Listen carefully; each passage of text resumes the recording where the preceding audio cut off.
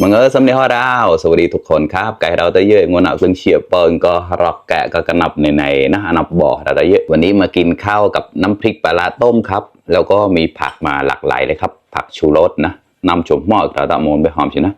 เนี่ยก็เลยนะน้ำเต้าแล้วก็มีถั่วฝักยาวมีผักชีมีมาหลายอย่างเลยครับวันนี้ก็เน้นกินผักเป็นพิเศษครับแต่ก็แกงนี่ก็แกงเรือจากวันนั้นนะครับแกงอะไรนะแกงหน่อไม้ดองนะแควะแบงใส่มันก็ได้เราตะเยอะ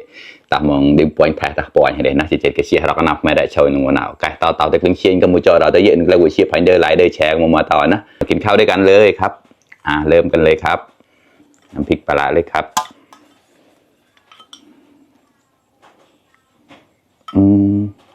กล้าวอชแอปปลาจินจุยจุดปลาจินจุยเงียบแล้วมาครับใส่พริกป่นอีกหน่อยครับ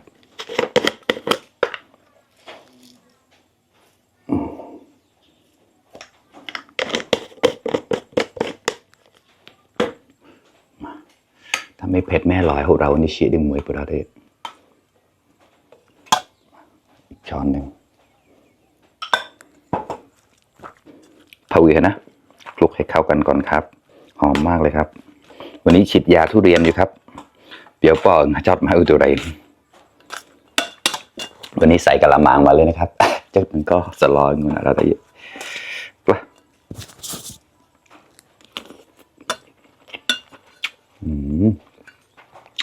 อร่อยมากเนี่ยน้ำจุ่มหมักกรองเนี่ย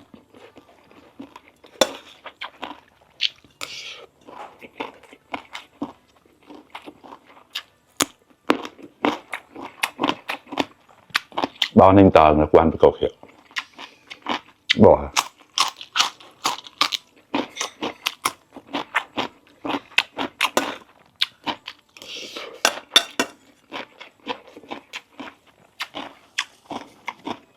ผักชีครับ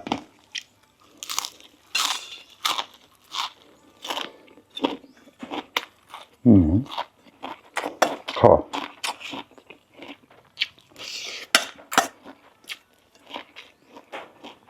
แบ่ง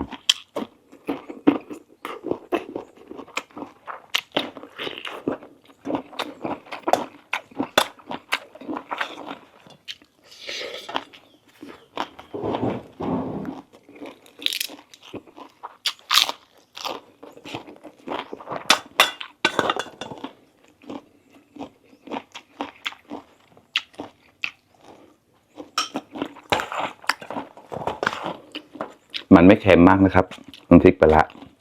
เดี๋ยวบุดาวจีบุดาวตอนนะเฉียกข้อมากันเกาหนกหวานนะ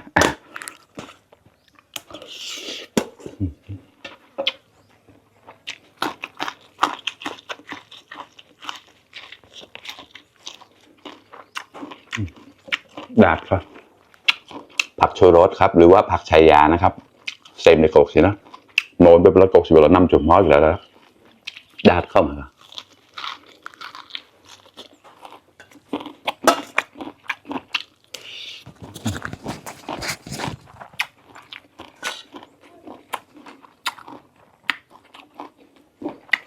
นนี้คนไทยไม่รู้เขาเรียกมะเขืออะไรนะนี่จะเป็นมะเขือฝังมอนนู่นนะครับจริงๆเขาเอาไปแกงนะเขาไม่คนมากเขาไม่ค่อยได้กินกับน้ำพริกนะครับผมลองมากินดูครับเขี่ยจามนะหวาน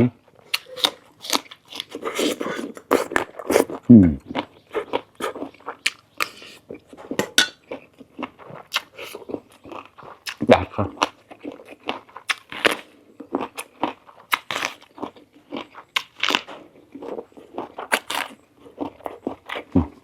จอดไป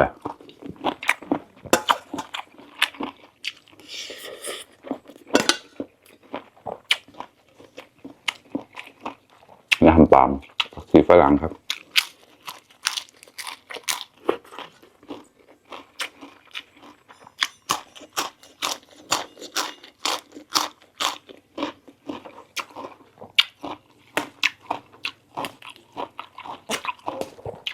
เป็นกรองนี่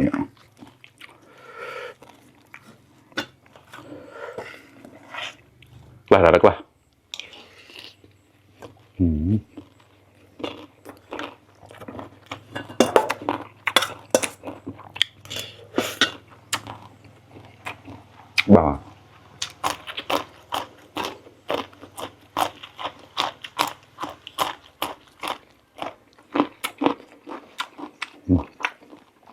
เลย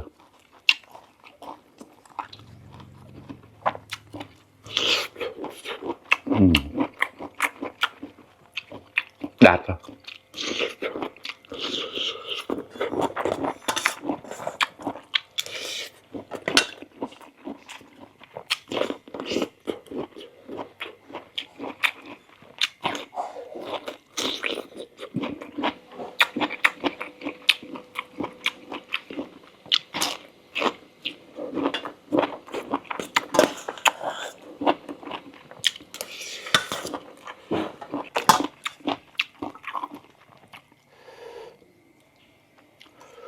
Khó lâu này đó đó.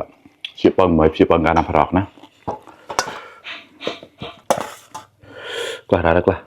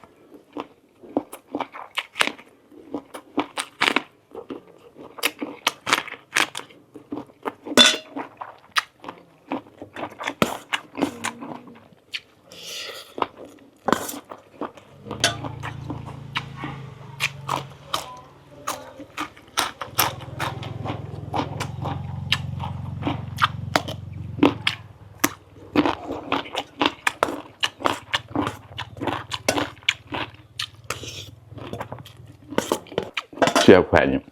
เนื้อแขวะจดเต่ากินแกงสักหน่อยครับเดี๋ยวแกงจะไม่พอใจเอากินแต่น้ำพริก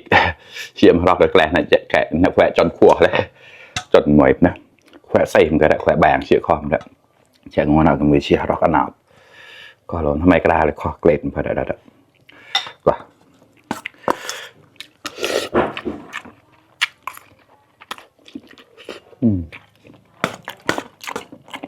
เกล็ดก็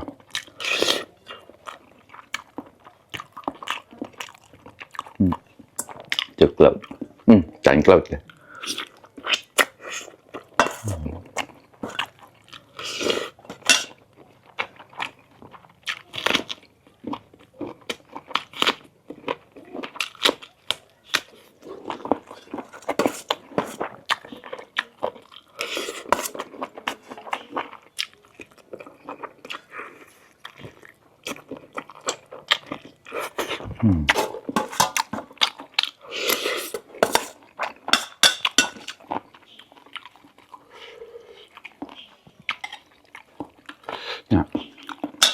các bạn trẻ xây người đã đấy mày ra được lết kho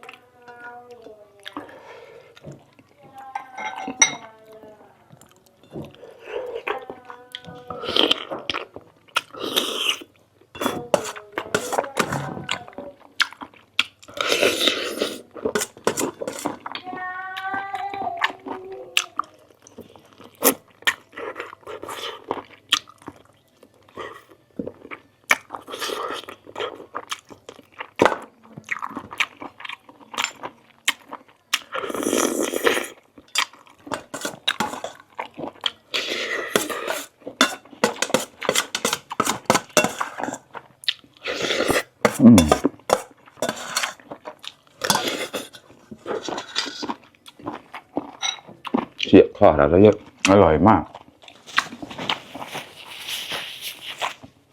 โอเคครับเพื่อนๆอิ่มอีกหนึ่งมื้อแล้วครับอร่อยมากๆครับน้ำพริกปลาร้าต้มกับผักลวกหลากหลายเลยครับโอ้ยแซ่บๆครับเชี่ยมอยมาการาวแต่เยอะพอมาไก่ไปเลยนะเราแกะการนับเลยเชี่ยคอมาก็ได้แขวะเลยใส่มันใหญ่กันมันหอมมาเชี่ยใหญ่แบบเชี่ยมาลายขอบคุณเพื่อนๆที่เข้ามารับชมทุกคนนะครับฝากเป็นกำลังใจให้ด้วยนะครับภายเดอร์ไลค์เดอร์แชร์เนี่ยเราต้องแต่นำมูชีพลันที่มันจะไม่เปิดอย่างนี้นะเล็บกอมสอดสมอดก็ตั้งตูนราวบ๊ายบาย